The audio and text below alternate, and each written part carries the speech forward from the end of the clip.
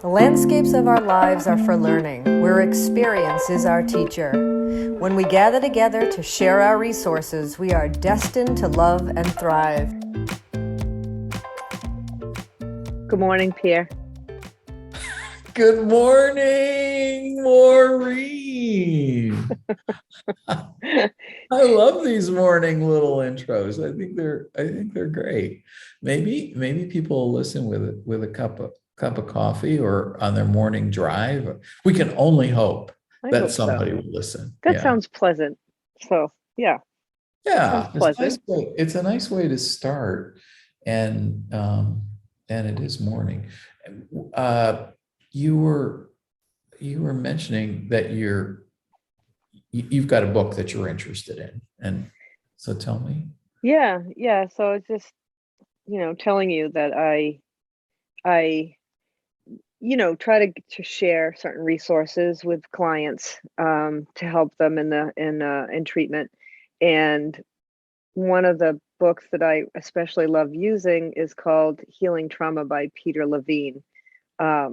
It's called A Pioneering Program for Restoring the Wisdom of Your Body. And it's a very short guide, a 12-step program or 12-phase program to help people release trauma, traumatic stress within the body. And so it's a great resource. And one of the challenges that I have working with particular clients is they don't have financial resources to purchase a lot of the resources that are useful to them or the things that I use in treatment.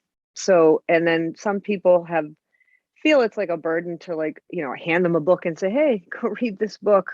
And it's too much, especially for people who are very traumatized or, really struggling. And it's too overwhelming to hand them a resource and say, hey, go do this. It's Right. too hard. Right. Yeah. No, I decided to record my voice, which is important part of the relationship with the person I'm working with, and give them the resource. Oh my gosh. Let me just say, that's a beautiful thing. That's amazing. That's empathetic. That's amazing. I can only imagine your patient, It's really just about access to resources. For a lot of people, they just don't know where to look. They don't know resources exist, or whatever their limitations are, their ability to access the resources. So most of the time it just comes through me with them in session. But right. I like to have them have things that reinforce what we're doing in session, because that's only an hour a week, and then they can take home things and practice with their experience in their lives.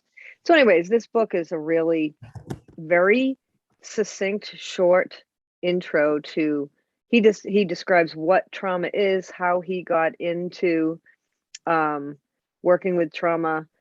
And what does he describe trauma as? Because that's that's generally chapter 1. It's literally 3 pages, and it's the definition of what trauma is. What would be your thumbnail 411 on it? Because I always think of it as something like getting hit over the head with a club, Right. So I'll just read an excerpt. He says, first of all, he says, trauma is the most avoided, ignored, denied, misunderstood, and untreated cause of human suffering. Period. First line. Okay, that's an important sentence.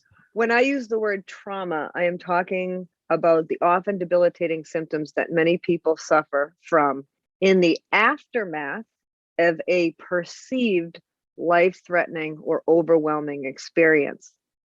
Recently, trauma has been used as a buzzword to replace everyday stress, as in, I had a traumatic day at work. However, this use is completely misleading, which is what you just talked about. While it is true that all traumatic events are stressful, all stressful events are not traumatic, and it's unique to every individual. Yeah, I think that is one of the I use the word jujitsu. I've used it before. One of the mind-bending aspects, and creates the misperception. There's another quote from Peter Levine. It's trauma is not what happens to us, but what we hold inside in the absence of an empathetic witness. And or having agency, I might add to that, to deal with it. So that kind of explains why some people suffer from something terrible or less than terrible even, and Right. other Well, people don't suffer, and these things just go undiagnosed and remedied. exactly. So, okay, I read one little excerpt, but Yeah. the entire chapter is dedicated to the definition. There's much more to it. Right. It's like 3 pages of describing what it is. And then chapter 2 is the causes and symptoms. Like you say, it can be an invasive medical procedure when you're a child, having your teeth cleaned, or anything where it's a perceived threat. And they add up over time. And so chapter 2 is a long description of all the symptoms, which is Right. why I actually, I think this is important, not only for clients, but for all people to understand how trauma manifests, so that when you're observing other people's seemingly irrational behavior, it could be that they have had trauma, or, and their responses are traumatic responses. And I just think that promotes a lot more understanding. Right. I mean, the key was in that first sentence that it presents in different ways and goes unnoticed. And if we become aware of it, there's, one sees the world a little bit differently. Yeah. Can you, Peter Levine, any 411 on him before we wrap up? No, not that I can share in like 30 seconds, but I want to just point out one other thing about this. What you just said, education is the first part of healing. You have to know, that's why it's at the beginning of the book. He's like, you have to know what trauma is, that it's a body-based, situation, and Right. that it can be healed, and that it involves more attention to the body in healing rather than just talk therapy, which has been traditional. And then the rest of the book is just exercises, and he leads you through, things that you can do to understand the felt sense of what some of these symptoms of trauma is, and ways to heal it. And obviously, working with a practitioner is probably a great idea if you are struggling with severe traumas, but most people have some degree of trauma, and so this is accessible for everybody. That's why I think, yeah, I'm reading it for my client, but it would be wonderful for all people to learn more about it. And one final remark that just blows my mind about what I was reading in this book, Sure. and I'll end on this, is that one of the really, to me, is like a wild symptom of trauma is reenactment. Like, a lot of people who have experienced trauma Yeah. reenact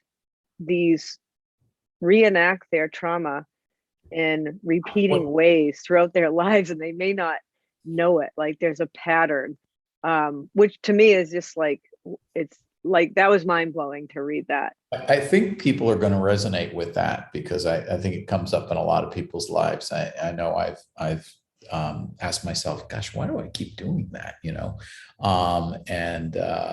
And there's a lot of mysteries being unraveled. As we wrap up, I'll just mention that, Peter Levine is just, a name. He's PhD in medical and biological physics from the University of California. He spent 50 years in the field, and he's kind of at the center of somatic processing, which means, body processing. So, like you were saying, Maureen, it's not all in our mind. It gets encapsulated, and we walk around with these things literally. Yeah, he's really the pioneer in the field, even before Bessel van der Kolk. Like he was at UCal Berkeley in the 60s, and he was studying stress and biology. And at the beginning, in a page, he describes who he is and how he got to where he is now. And I love this book because it's just to the point. And if you want to know more about him in this work, Waking the Tiger is his main kind of corpus that really dives deep into this. Right. And you can find out more about, but somatic experiencing is what he started, and there's somatic experiencing practitioners everywhere that he trains. So how long, just for people, how long is that book? And then we'll wrap up. It is 93 pages.